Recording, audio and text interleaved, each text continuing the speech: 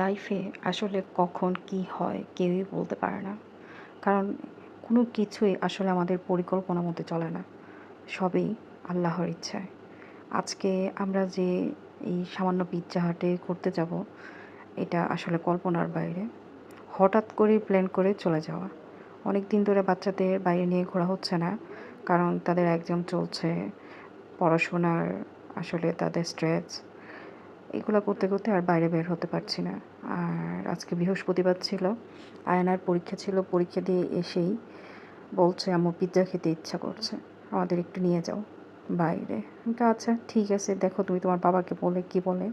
তারপর আর কি চলে গেলাম আমরা পিৎজা হাটে পিৎজা খেতে।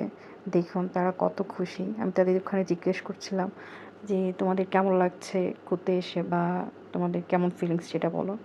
আমার আজলান তো লাফাচ্ছিল মাঝে একবার। আর ও খাবার দেখেও দেখুন নাচতে শুরু করেছে। খাবার দেখেই তার এই অবস্থা। আর আমার 2 মেয়ে তো মহা খুশি। তাদের আসলে ফেস দেখলে আপনারা বুঝতে পারবেন। সর্বোপরি এখানেই বিদায় নিচ্ছি। সবাই ভালো থাকবেন। আল্লাহ হাফেজ। আমার এই ছোট ব্লগটা দেখার জন্য সবাইকে ধন্যবাদ।